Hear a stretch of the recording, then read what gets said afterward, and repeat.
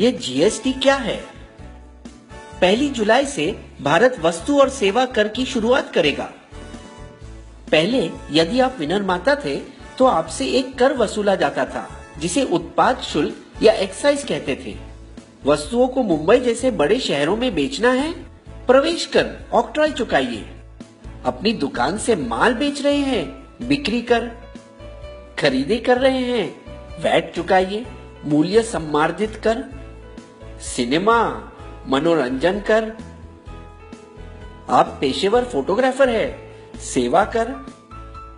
अपना मकान किराए पर उठा रहे हैं, फिर से सेवा कर। किसी चीज का आयात कर रहे हैं, सीमा शुल्क। विदेशी गाड़ी खरीद रहे हैं, विलासिता कर। कर कर कर।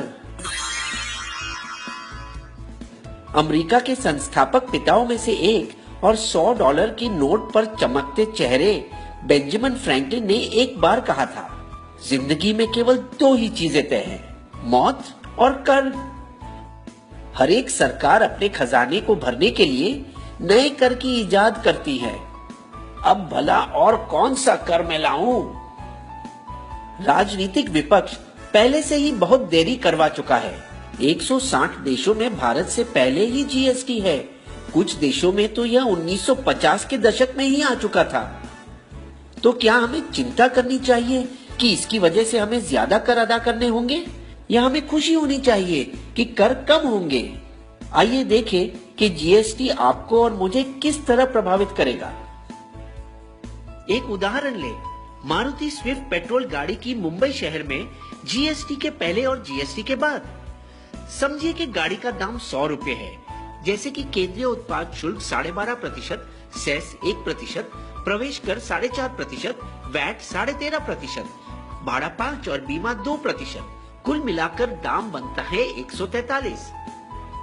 अब देखिए जीएसटी के बाद वाली दुनिया में भाड़ा 5 और बीमा 2% तो रहेगा, और फिर होगा एक ही टैक्स जीएसटी, जिसे जोड़कर दाम बनता है 139, यानी 4% सस्ता। दिल्ली राज्य के अलग करों के वजह से यह दाम बढ़ेगा। 85 वस्तुओं 1211 में से फल, सब्जी, गुड़, अनाज और दूध पर कोई कर नहीं। जीएसटी को 4 वर्गों में अलग किया गया।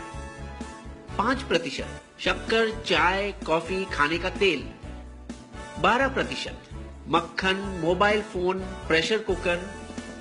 18% बालों का तेल, साबुन, दंत मंजन, भारी तंत्र और कारखानों की कुछ वस्तुओं।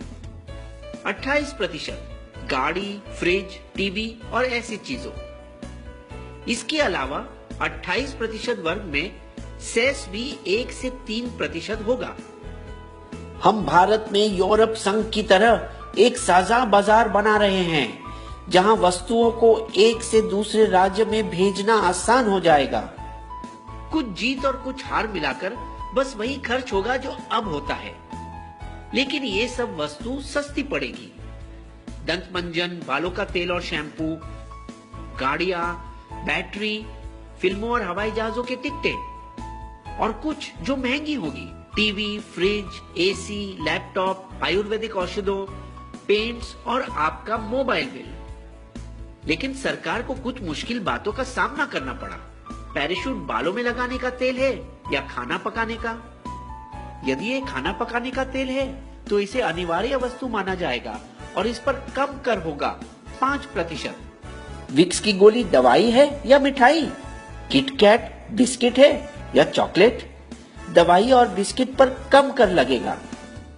तो आप पूछना चाहेंगे कि सरकार इतनी भली कब से हो गई जो कर घटा रही है? लेकिन वास्तव में सरकार और ज्यादा मालामाल होगी। जीएसटी के लागू होने के बाद भारत की अर्थव्यवस्था को 4.2% का फायदा होगा।